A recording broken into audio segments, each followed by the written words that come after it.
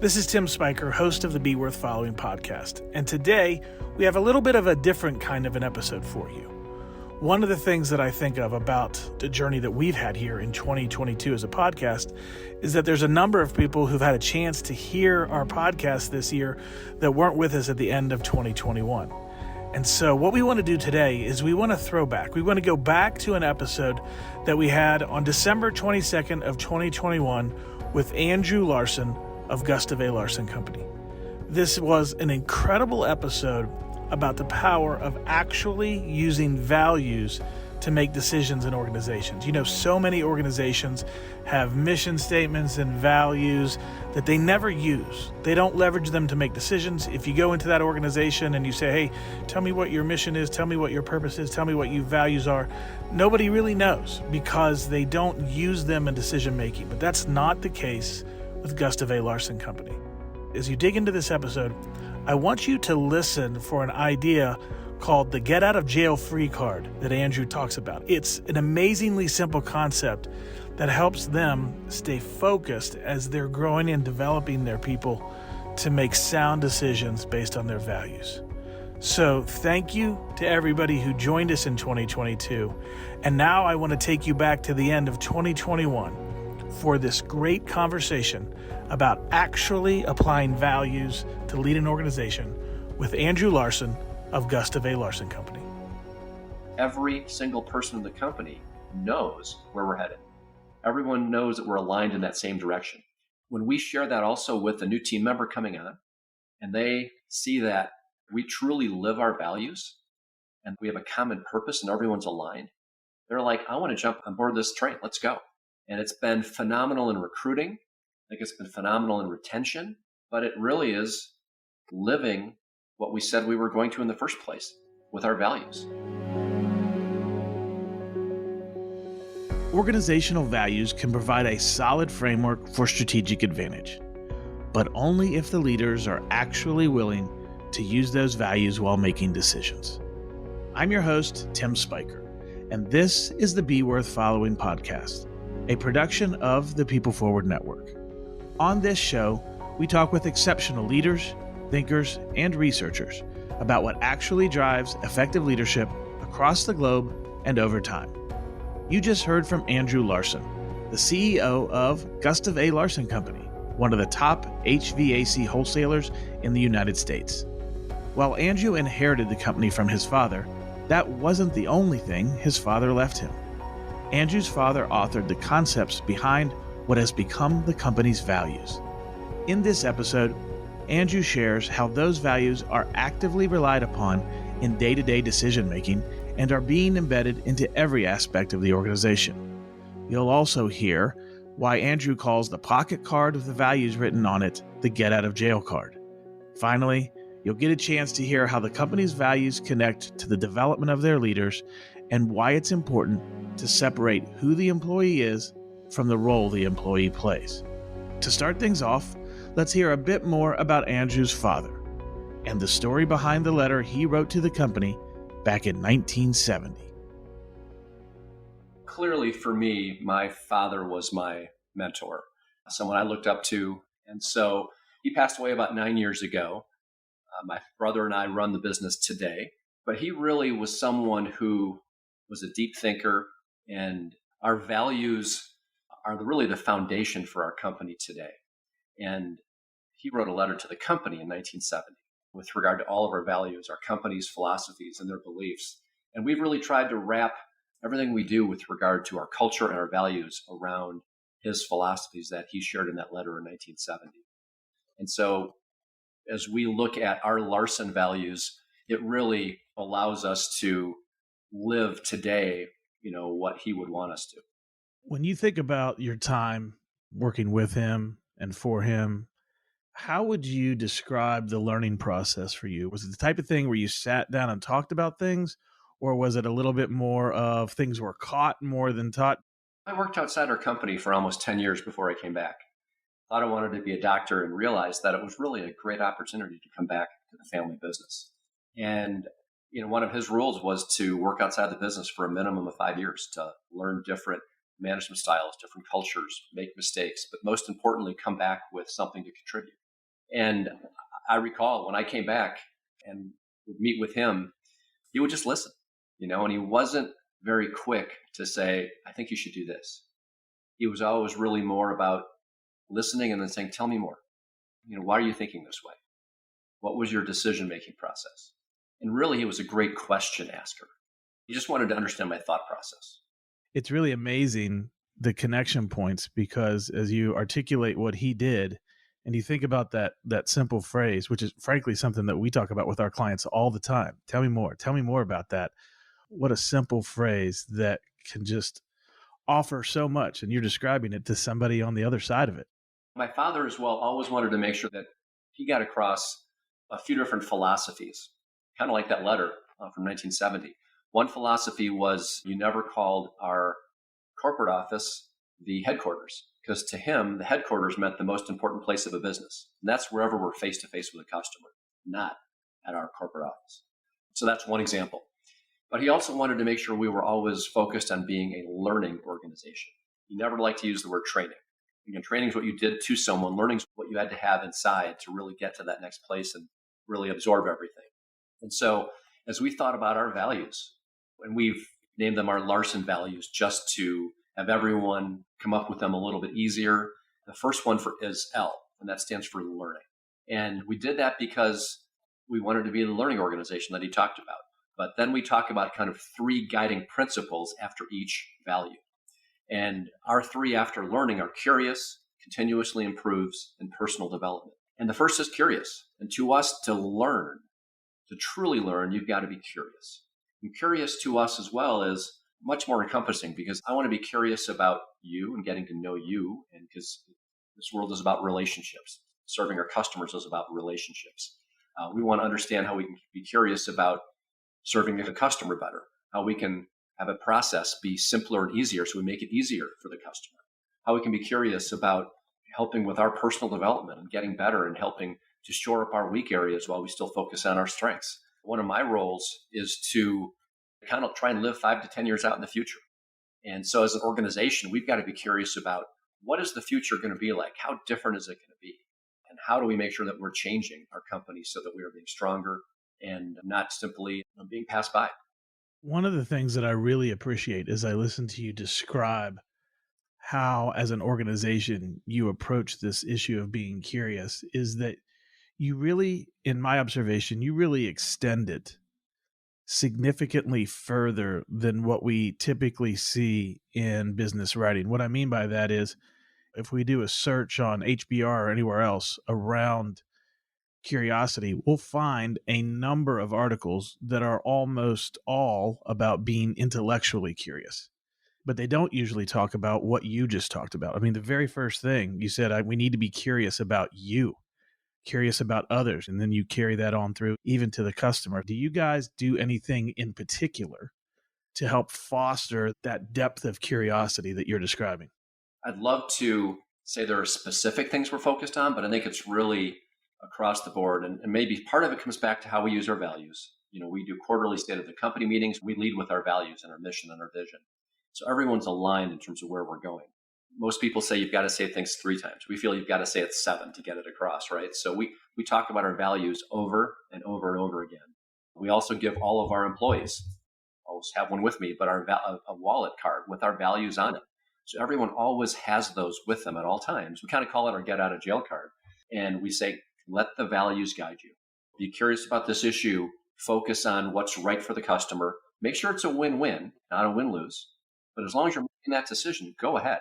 And for some reason, we've got to coach you later on and say, have you thought about this other solution? Well, this is your get out of jail card. You're following our values.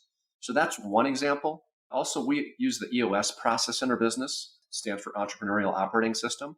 And we're trying to get all of our leadership teams throughout the organization down to every level to have what's called a level 10 meeting. They're weekly meetings where we really identify, discuss, and solve problems each and every week.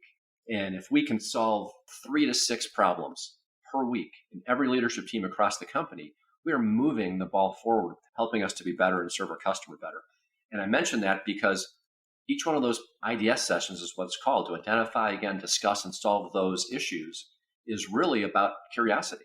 Let's be curious about how do we get to the root cause, right? As we're discussing this, let's be curious about what all those different solutions are.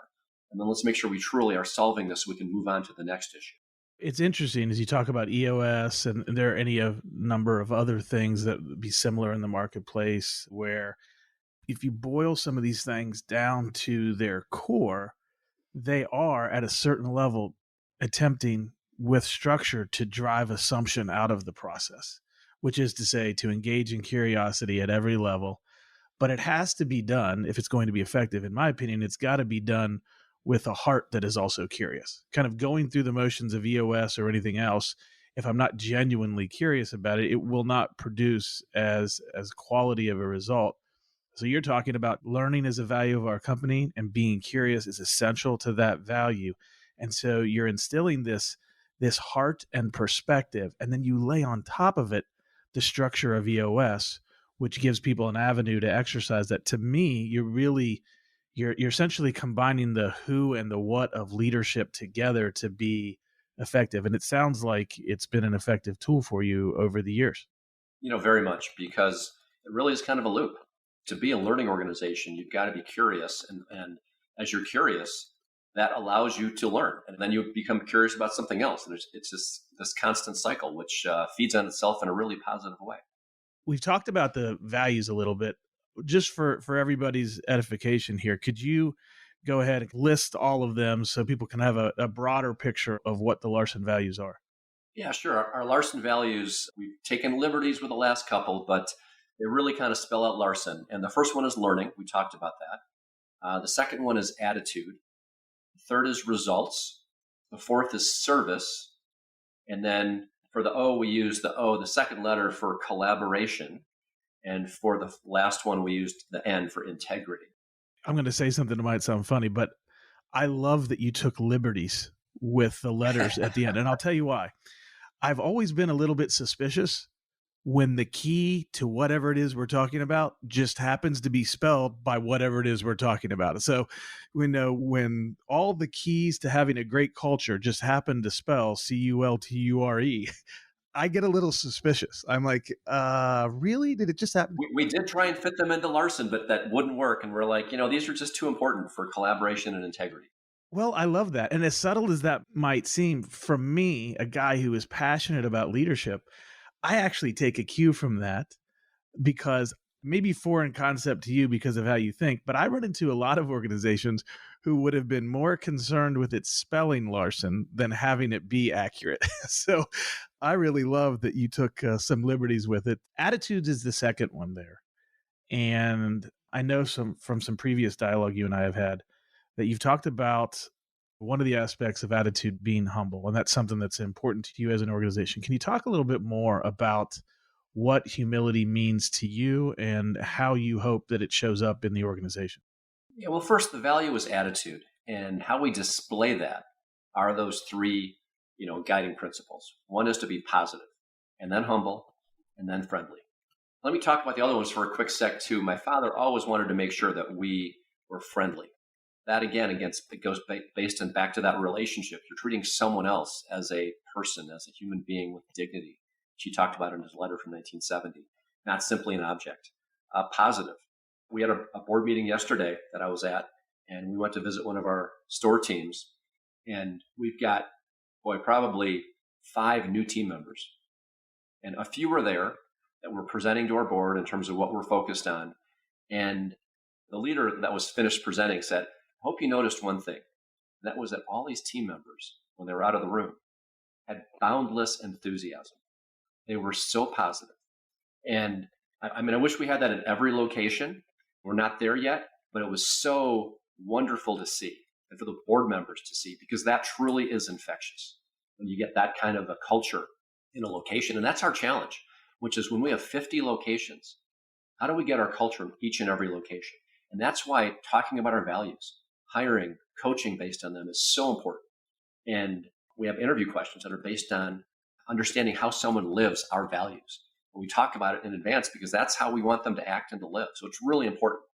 And that last weight that you mentioned was humility.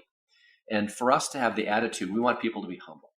And the reason is that it's not really about us. It's about our customers. It's about our team members. How do we serve them best? How do we put them first? So we kind of know the right person to look for and define, but we then drill down into the questions about values to make sure there really is that fit. I'm thinking back to something that you said earlier as we were talking about your father, his desire to not call the corporate office headquarters, because it's not about what happens here. It's about what happens with our customers. And the moment that you said that, the word humility popped to mind. And so to me, maybe some folks would say, oh, that's just a little thing. But I actually, as I hear that story, I don't think it's a little thing at all. I think it's an indication of the value of not putting oneself in the center of the universe. I've not really honestly made that connection, but I think it's maybe just because that's inherent. I know that whenever we have a new team member, I am always making a point to coach about that. In a similar fashion, in our corporate office, there's also a distribution center there. When you're in the office, people sometimes say, oh, let's talk to so-and-so in the back. It's like, no, if anything, that's the front, right? That's who's closer to our customer, getting product to them. If anything, we're in the back. And so there is this constant discussion of our philosophies, and they're little things, but we think they mean a lot. Sometimes people have questions around character qualities like humility, where they would say, can you actually develop that? Or isn't that just you got it or you don't? What's your perspective on that in terms of what you've seen with your leaders over the years and other folks in the organization around developing greater humility over time? We kind of use 3 different criteria when we hire someone, sometimes 4 when it's maybe more of a leadership position. And that really is looking at the personality profiles, looking at the work experience, having the actual interview process. And that 4th one sometimes is maybe doing a Wonderlic and some kind of an intelligence test as well. But it's amazing how uncannily accurate a lot of those personality profiles are. So we use those as a funnel to make sure that we are right in the very beginning, ensuring that someone, based on their answers, right, has that level of humility. I think sometimes it's, we find someone that maybe in our profile has a high D trait. High D, we're talking about the DISC assessment? It could be DISC. We use something called a culture index. I know people are going to want to hear that, by the way. They're going to like, assessment, please tell me which assessment it is. So that's good. Yeah, we use the culture index, and it's very similar to DISC. The only difference really is it has a portion of it that really allows you to understand how they think they're doing in their job. And that gets us a little additional coaching for them with that, in addition to simply their base profile. And it's interesting to look at the differences between the two and what that means. But jumping back to your question, I think it oftentimes is hard to shore up someone's weakness, if you will. We like to focus on their strengths. And we like to help really make sure that we can put them in the right seat in the company, and also to make sure they're the right person. So how we use that with EOS, the term is RPRS, which simply stands for right person. And are they in the right seat? Sounds simple, but how we define that is the right person is if they live our values. And then if they're the right seat, do they get it in that position? Do they want it? And do they have the capacity to do that? And so if they're living our values, again, one of our guiding principles is to be humble. So we want them to be part of that. If they're not, we kind of have like a no jerk policy, things like that. It's easy to tell, and someone's not going to make it very far. And in that case, if we were to lose that person, they would not be a regrettable loss because they did not live our values. That's kind of a hard black line, if you will, if someone's not living our values. It sounds like the clarity around the values would be so significant that somebody who didn't fit that, I'm guessing, and you correct me if I'm wrong here, they stick out pretty quickly and pretty obviously. So can you get to those, we need to make a change here? Do you get to those things fairly quickly in most cases? Yeah, I think it's been a journey for us. I mean, we've only used and worked with EOS for the past 6 years. And we've obviously had our values for decades before that. But I think this whole concept of right person, or the living our values and right seat, we just came upon this 6 years ago. And we have had to, as a result, share over and over again our values that we want to live. But with 450 employees, we can't turn everyone over if they're not meeting our values.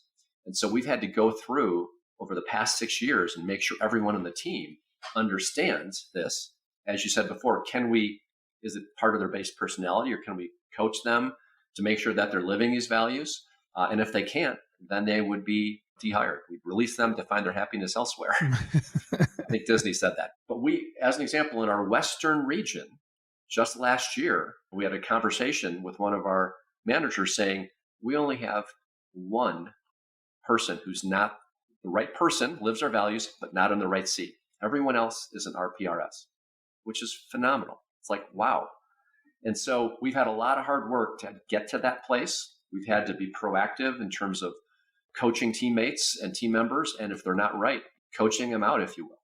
One of the things that I really, really love about that as you describe it is that it draws a distinction between the right person and the right seat. Because I could easily see in an organization if somebody is not performing so well because they're in the wrong seat, it would be easy for many to say, we're going to have to help them move on to the next place. But by separating those two ideas, one is, do they live out the Larson values? Do they align with our culture?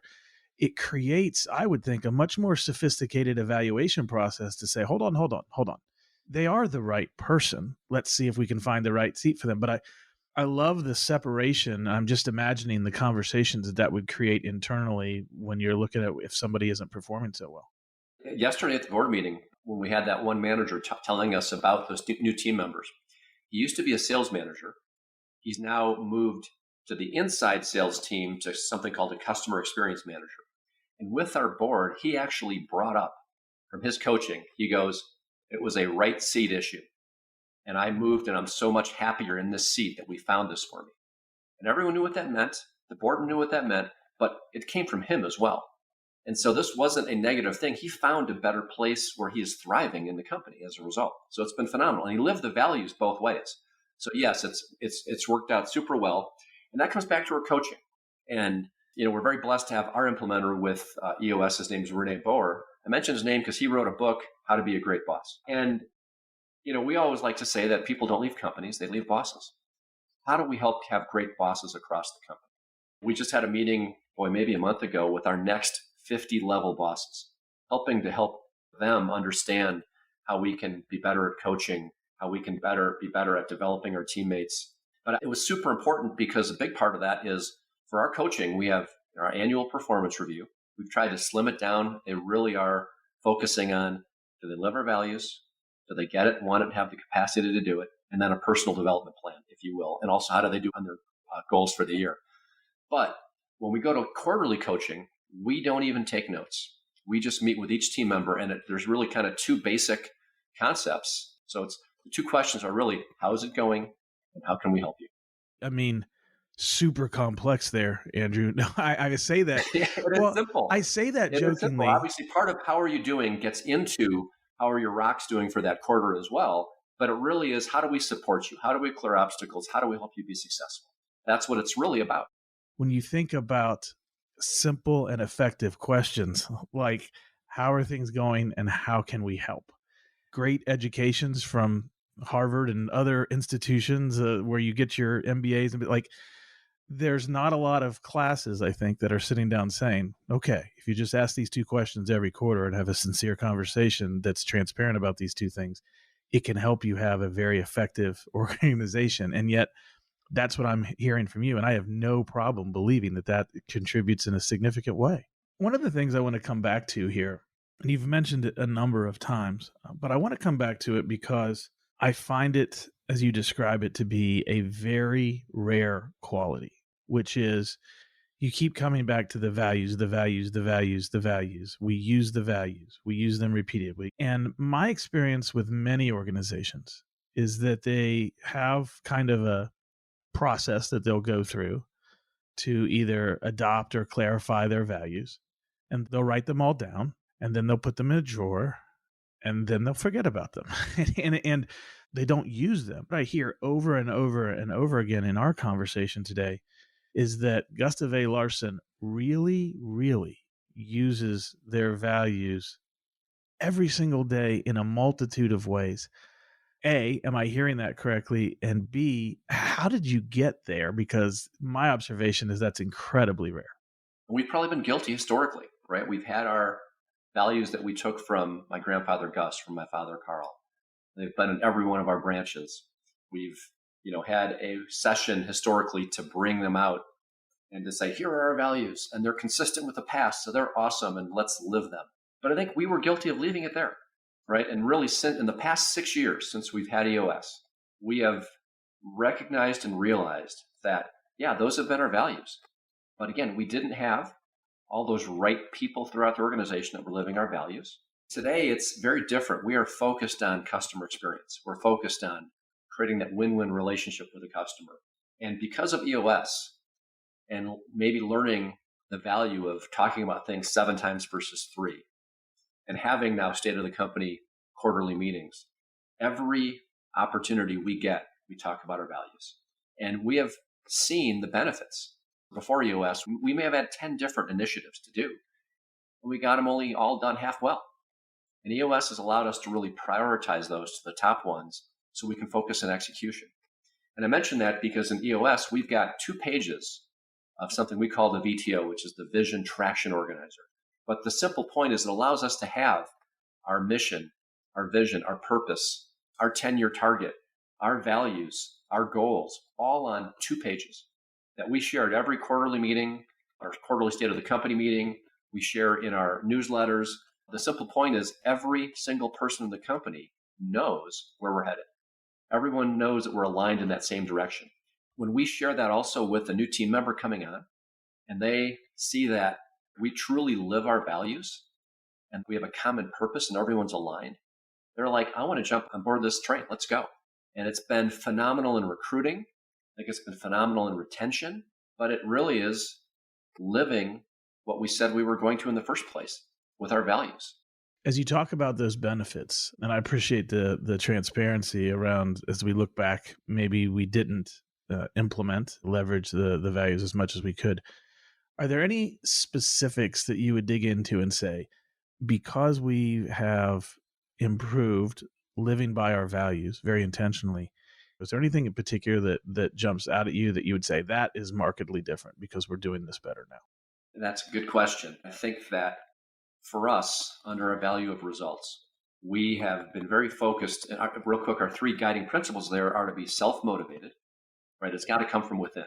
You've got to be inspired from within, to be impactful, and then to be accountable.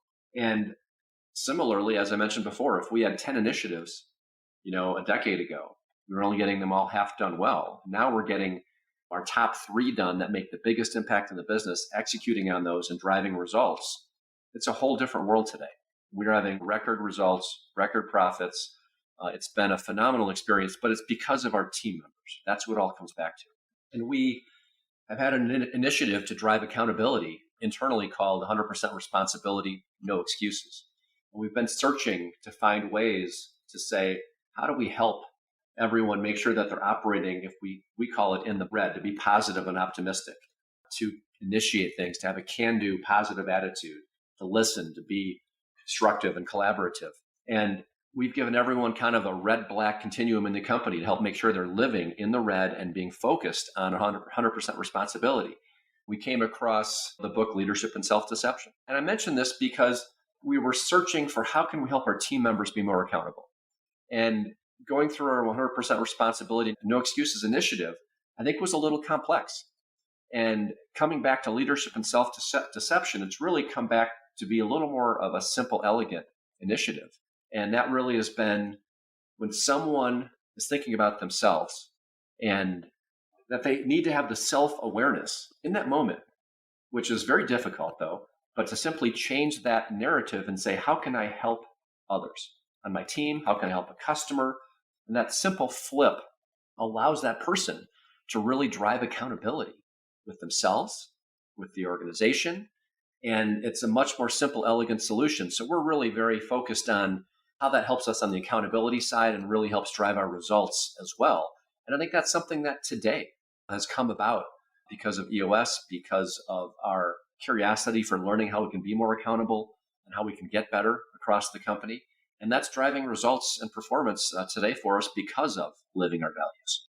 Well, it's really inspiring to hear that, because it is such a struggle for so many leaders and so many organizations to actually use the values of the organization for decision making. But you're talking about systems for reinforcement, systems that follow up, the Larson values that reinforce and enable them. And then when I ask you, what's the difference now versus before, you mention little things like we were getting no initiatives done or 10 initiatives half done previously. Now we're getting our 3 biggest initiatives done on a regular basis. And oh, by the way, the word record profits did not skip past me when you were talking there as well. Important initiatives and ideas are getting completed, and we have record profits. That is a pretty good commercial, Andrew, for what it means to really live out your values. We think they're related. We're really pleased with how the values have really driven results for us. It's really exciting to hear. It's really educational to hear. It's really impressive to hear because of how rare it is in the marketplace.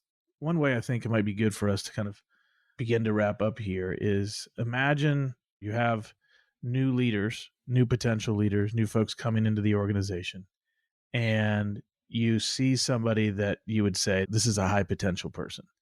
This is a person that could do some great things here for a really long time. What are a message or two that would be important for you to share with them? When a new team member comes on like that, number one, we believe that all of them have tremendous potential. And so to us, it really is developing a relationship with that person, making sure that they understand that we have their back. And I think you do that, you build a relationship by creating trust with that person and being real with that person. We have to be vulnerable as a result. We've got to make sure that we are sharing our failures. No one's perfect. How do we continually try new things, which means we're going to make mistakes? So how do we continually make new mistakes? That vulnerability leads to that foundation of trust and that relationship. But obviously, as I mentioned earlier, with the new person, we're going to jump into talk about our values and kind of going into scenarios, if you will, with our customers to say, in this scenario, how would you respond? How do we create that win-win relationship? So those are just a few examples, but we're really very focused on having everyone learn, because we have a very technical industry, learning about what we're doing first before kind of taking action. As folks may be listening here and they're like, my goodness, I got to go be a part of what Gustave A. Larson is doing. How can people find you, find the organization, find out more? We can be reached at galarson.com. That's with an O. So, and happy to help people if they have questions for me too. They can reach me directly, andrew.larson@galarson.com. Andrew, I really love the stories that you're sharing. They are so valuable for all of us to hear and be reminded, and really such an incredible story around the power of using great values in an organization. So thank you so much for sharing a little bit about not only the company, but your personal story. And I should say, we've mentioned your father's letter a couple of times here. With your permission, we're going to put a copy of that in the show notes as well, so people can get a chance to see that original letter from 1970 that inspired all of these values. And really appreciate your time and what you're doing by example that we can all learn from. Thanks, Andrew. Tim, thank you for the time. Appreciate it. There are so many things from my discussion with Andrew that I want to dig further into and talk about, but there's one in particular that really leaps out at me.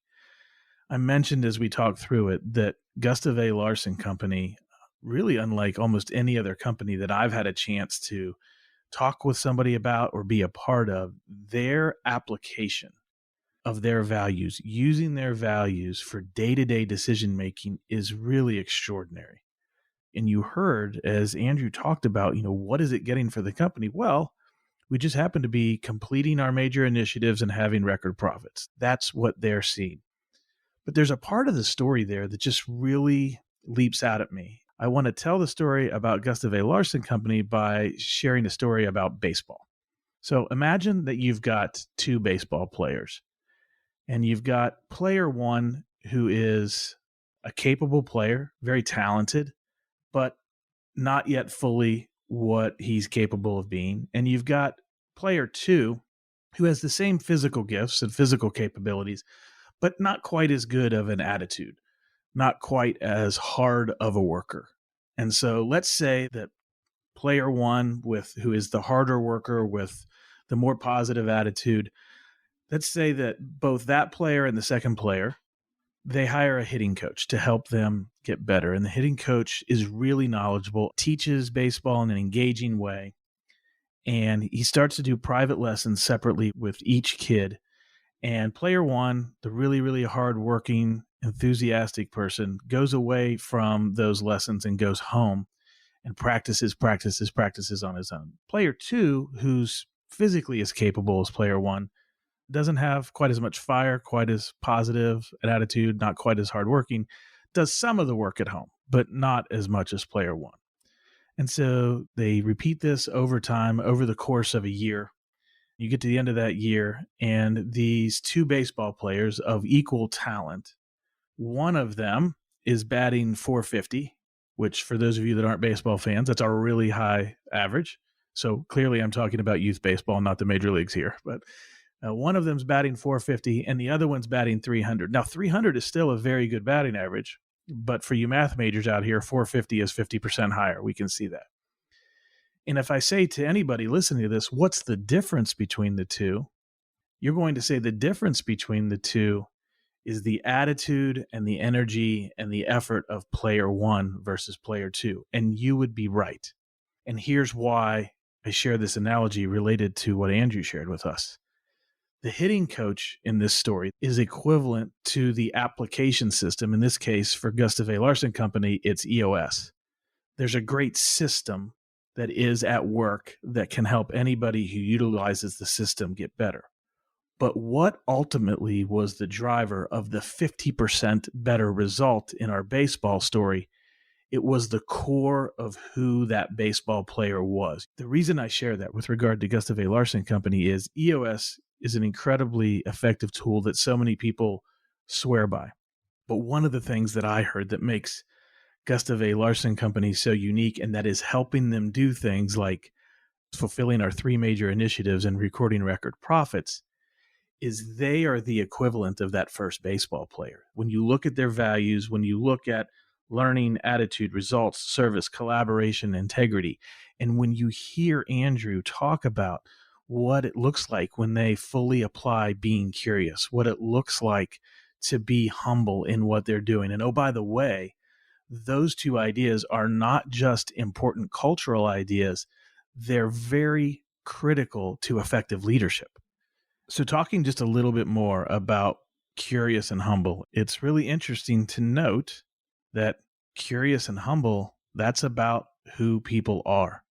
And in the midst of developing their culture, I think one of the things that's happening there for Andrew and for the company is that they're not only creating an incredible culture, but they're developing leaders as well, because 3/4 of our effectiveness as leaders comes from who we are, and they're investing heavily in perpetuating these character qualities of being humble and being curious. And you heard through the interview, you heard how that actually ends up manifesting in results and what that looks like, and ultimately how that gets initiatives done and creates profits and retention and all the positive things that we want in organizations. So I think it's really interesting to note where humble and where curious live in the continuum of organizational life. They live in who the individual is. They live in the who of leadership. And so in the midst of building the culture of Gustave A. Larson, you also hear somebody that through that culture is developing the qualities that are part and parcel to really effective leadership. And so then they put a system like EOS on top of it. And now this incredible accelerant happens, and it affects their company more significantly than it would other companies who don't show up with values that are as high quality as what they have, or with values that aren't as connected to exceptional leadership as what Gustave A. Larson has. That is my biggest takeaway as we got a chance to visit with Andrew Larson. Is your organization actually living out its values? I'm Tim Spiker, reminding you to be worth following and to follow us wherever you get your podcasts. If you've heard something valuable today, we'd love for you to share our podcast with a colleague, and if you're up for it, give us a 5-star rating. Thanks for listening.